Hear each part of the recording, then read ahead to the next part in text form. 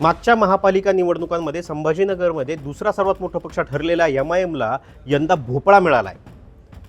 जिल्हा परिषदेच्या निवडणुकांमध्ये त्यांना एकही जागा मिळवता आलेली नाहीये आणि सगळ्यात मोठी बातमी आहे संभाजीनगरबद्दल। जिल्हा परिषदेच्या निवडणुका होत्या, 63 जागा होत्या आणि या 63 पैकी सर्वाधिक जागा 23 जागांवर भाजपनं विजय मिळवला आहे। याच्याशिवाय एकनाथ शिंदेंची शिवसेना आणि अजित पवारांची राष्ट्रवादी यांना इथं मोठा विजय मिळाला आहे। जिल्हा परिषदेच्या इथं 63 जागा होत्या आणि त्याचे पूर्णच्या पूर्ण निकाल हाती आले। भारतीय जनता पक्ष इथं सगळ्यात मोठा पक्ष ठरला आहे आणि भाजपनं इथं 23 जागा मिळवल्यात। याच्याशिवाय शिंदेंच्या शिवसेनेला 20 जागांवर विजय मिळाला आहे, तर उद्धव ठाकरेंच्या शिवसेनेला 9 जागांवर विजय मिळवता आला आहे। हेच नाही तर अजित पवारांची जी काय राष्ट्रवादी आहे तिला इथं 4 जागा पदरात पडल्यात त्यांच्या, आणि अशा सगळ्याच्या सगळ्या जागांवर जे काही राज्यातले मोठे पक्ष आहे ते विजयी झाले। मात्र या ठिकाणी कोणत्याही प्रकारे MIMला विजय मिळालेला नाही आहे। हे काय सांगतं? हे सांगतं की धार्मिक मुद्द्यांवर ज्यावेळेस निवडणूक लढवली जाते ती शहरी भागात ज्या प्रकारे काम करते त्या प्रकारे ग्रामीण भागात काम करत नाही। MIM जो आहे तो MIM हा शहरात वाढलेला पक्ष आहे। भलेही त्यांना मालेगावात काही सीट्स मिळाल्या असतील किंवा इतर मुस्लिम बहुल भागात सीट्स मिळालेल्या असतील, मात्र शहरी भागांमध्ये हा मुद्दा असतो। ग्रामीण भागात ज्यावेळेस तुम्ही जाता, ग्रामीण भागांमधले मुद्दे वेगळे असतात।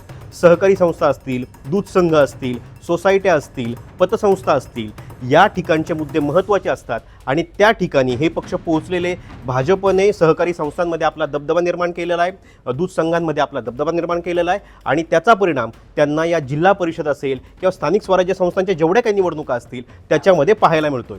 या निवडणुकांमध्ये प्रचारापेक्षा ग्राउंडपर्यंत कनेक्ट कुठल्या माणसाचा आहे, कुठला माणूस शेवटपर्यंत पोहोचतोय, कुठला माणूस आपलं आर्थिक घडी सांभाळतोय, आर्थिक गणित सांभाळतोय ते पाहिलं जातं आणि त्याचा सगळ्यात जास्ती फायदा हा कुणाला झाला तर हा भाजपला झाला आहे। हेच नाही तर जर आपण संभाजीनगरचं एकूणच चित्र पाहिलं तर एकूणच चित्रामध्ये मुस्लिम बहुल भाग जो होता त्या मुस्लिम बहुल भागामध्ये महापालिकेला MIMला विजय मिळालेला होता। मात्र आताच्या ज्या निवडणुका होत्या त्या ग्रामीण भागातल्या होत्या आणि या ग्रामीण भागामध्ये सगळे लोक हे विखुरलेले असतात आणि त्या विखुरलेल्या लोकांचा जो काही फायदा आहे तो फायदा भाजपला झालेला दिसतोय।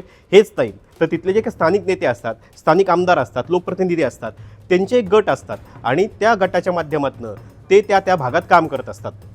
आता उदाहरण द्यायचं झालं, जरी इथं MIMला विजय मिळालेला नसला तरीही जे अब्दुल सत्तार आहेत, अब्दुल सत्तारांचा सिल्लोड हा गड मानला जातो। सत्तारांना इथं भरभरून मतदान होतं आणि त्याचा फायदा यावेळेससुद्धा सत्तारांना झालेला आहे। सत्तारांचा जो काही मुलगा आहे तो मुलगा निवडून आला आहे, त्याचं नाव आहे आमेर सत्तार। हे अंभई गटातून विजयी झालेत। हेच नाही तर संदीपान भुमरे जे आहेत ते संदीपान भुमरेंचं पण इथं प्रस्त आहे आणि संदीपान भुमरेंचे जे पुतणे आहेत शिवराज भुमरे हे पाचोड गटातून निवडून आलेत। याच्याशिवाय भाजपचे जे आमदार आहेत अनुराधा चव्हाण, त्यांचे पुतणे निखिल चव्हाण हे सुद्धा गणोरी गटातून निवडून आले। म्हणजे याच्यावरून काय दिसतं? याच्यावरून एकच दिसतं, ज्यावेळेस तुम्ही ग्रामीण भागात जाता, ग्रामीण भागात गेल्यानंतर तिथं जात पात धर्माऐवजी आर्थिक गणित सांभाळलं जातं। माझं दूध कुठल्या सोसायटीला चाललं आहे, माझा ऊस कुठल्या कारखान्याला चालला आहे, याच्याशिवाय सहकारी क्षेत्राच्या माध्यमातून कुठली कामं केली जात आहेत, पतसंस्थेतून कुणाला कर्ज दिली जात आहेत, या सगळ्या गोष्टींचा परिणाम तिथं होत असतो आणि जिथं भाजपनं आपलं प्रश्न निर्माण केलं आहे आणि त्याच्यामुळेच AIMIMचा या सगळ्या भागातून सुपडा साफ झाला आहे। तुम्हाला याच्याबद्दल काय वाटतं हे व्हिडिओ खाली कमेंट करून नक्की सांगा आणि असेच माहितीपूर्ण व्हिडिओ पाहण्यासाठी टाइम्स नाऊ मराठीला सबस्क्राईब आणि फॉलो करायला विसरू नका।